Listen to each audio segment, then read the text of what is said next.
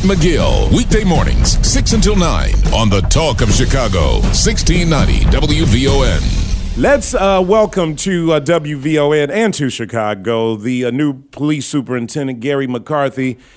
Superintendent, welcome to WVON. Hey, good morning, Matt. Good morning, Art. Thank you. Good morning, sir. It's a pleasure to have you here, and let me just start off by, of course, welcoming you here.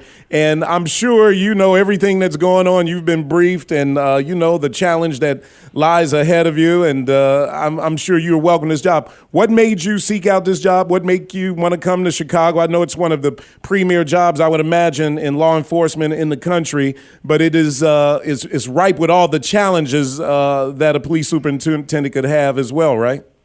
Well, yeah, you're right. First of all, it's one of the premier jobs in the country, and at the same time, that's really an incredible opportunity.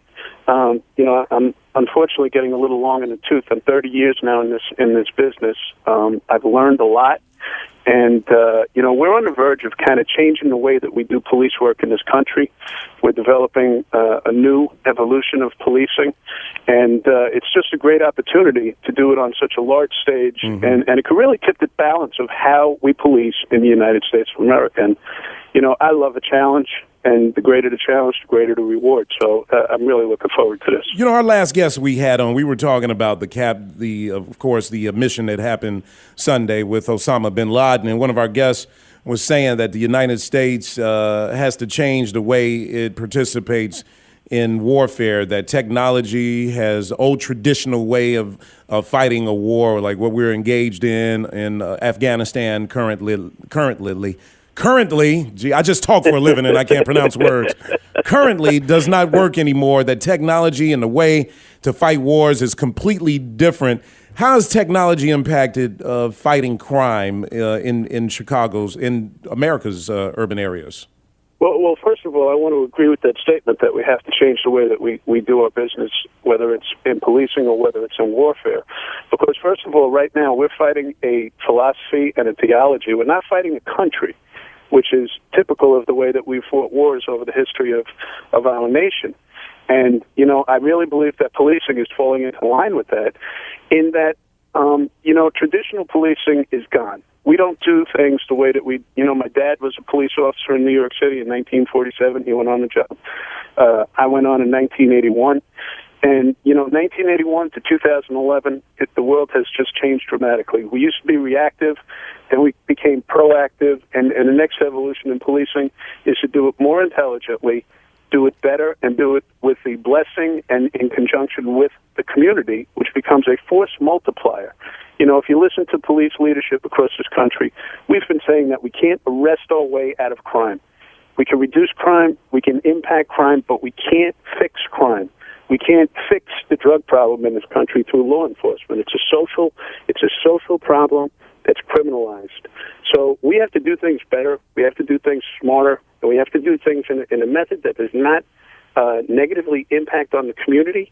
Technology plays a critical role in that, knowing where crimes are occurring, being able to react quicker to them to prevent the next crime, and doing it in a holistic fashion.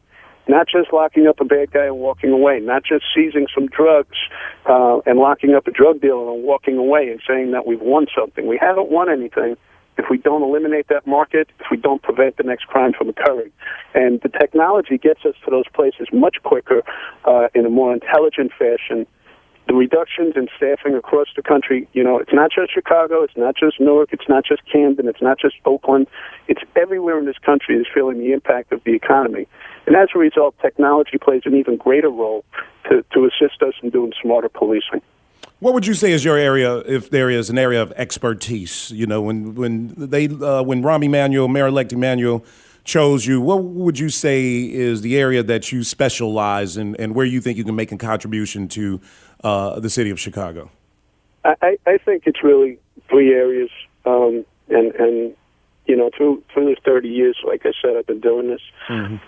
3 precinct commands in New York City, made it to number 3 or 4 in the NYPD, depending on which org chart you look at. Right. I think leadership is quality that I possess, and cops rally to that, and I'm anticipating that I'm going to be well received, even though I'm an outsider. I get the whole outsider thing. Went through that here in Newark.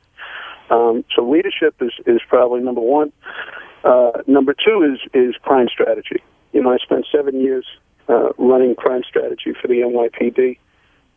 Very successful in my precinct commands doing that, and here in Newark also. And in Newark, I've learned a lot about community policing.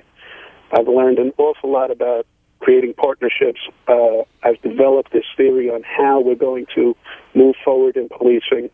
So leadership, crime reduction, and doing it in conjunction with the community are probably my three strongest assets. Now, I know this is going to be a challenge, obviously establishing trust with the residents here in Chicago and primarily in the African-American community. I mean, that's been an issue here with the African-American community on the south and west side of Chicago, and having trust with the police department. There's a long history there. I'm sure Right. you know about that. And coming from New York, I mean, you come from a city that has a similar racial dynamic to Chicago, so I'm sure you understand the sensitivities around that. And, I mean, you're a new face, which is good. At the same time, how do we create some trust? That no snitch culture is out here with young folks. Right. I think the older generation of folks in this city, of African Americans, they want to trust the police department. They need the police department to clean up our neighborhoods. It's getting to the younger generation and establishing trust there. And you mentioned the economics. Obviously, the economy plays into the drug trade and people not having jobs and hitting these streets and trying to hustle money in order to take care of their homes. So that is a big challenge, though. But how can we help, number one, and what is your strategy on trying to create that trust? Well, first of all, let me just throw something else at you. I really became sensitized to the whole racial political issue in Newark more than New York City. I arrived in a city that has not recovered from the riots in 1967 in a lot of parts of this community. And quite frankly, I joke about it all the time. I didn't know how white I was until I got here, and I was reminded about it every day because I grew up in a multicultural neighborhood. And it just never affected me the way that I realized that it affects other people in different parts of the community. And it really opened my eyes to it. And I think the key to moving forward to try and get over some of these issues that we've had traditionally really lies in a couple of areas. The first one is transparency. Police agencies have for years been mysterious organizations and to some parts of the community, not understanding how we function or why we do things. And I'm perfectly willing to be completely transparent. I mean, I don't know if you know about it, but there was a show called Brick City where basically they followed us around with cameras virtually 24 hours a day, 7 days a week. And I'm really open to transparency. And, sometimes you're going to see some warts when you open up the doors and everybody gets to see it. But guess what? It is what it is. And the key is not to have mistakes. The key is to fix them. The key is what you do after you make a mistake. And the second part of that really plays off of that, which is communication. It's easy to not understand what's going on if nobody's explaining what's happening. If people don't understand how cops think and why we do things that we do, why are you stopping my son on this corner? He's just standing on the corner. Well, you know what? Maybe it's a crime-ridden location where yesterday afternoon there was a shooting that maybe you didn't even know about. We're trying to prevent the next shooting from happening. But rather than just telling somebody, get off the corner, you explain to them, listen, the reason why you shouldn't be standing here is because it is a problem location, and we're trying to prevent things from happening. So I think transparency, communication leads to the last piece of that, which is police legitimacy. We have to do things differently today.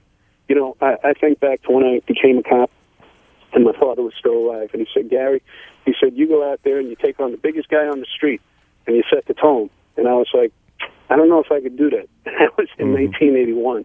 And traditional policing has really evolved over the years. And, we have to be legitimate in everything that we do, whether we're on duty, whether we're off duty, in the way we speak to people. We have to treat people the way that you want your parents to be treated. Yeah. We have to, when we interact with somebody, we have to speak to them in the method that you want your children to be spoken to, the way that you want your parents to be spoken to, because police legitimacy fosters, there's a great body of evidence that police legitimacy fosters cooperation with the law, which means, guess what? If we're legitimate, people will act more legitimate, and at the same time, crime will come down and trust will be built.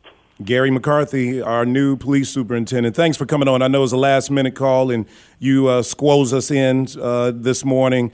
Appreciate. Well, you did me a favor, Matt. You got me out of doing cardio in the gym. I know, right. I appreciate you taking the time out with us this morning, and let WVON and this morning show do its part as well. We'd like to have you on a regular basis, and so that you can talk about the concerns, and we can create that trust with the community, and of course with the police department. I think it will work well. So absolutely, my pleasure, Art. Thank you so much, Matt, Art. Everybody. No problem. Now, hold on a second, because my producer has a question for you. Gary McCarthy, our new superintendent, everybody.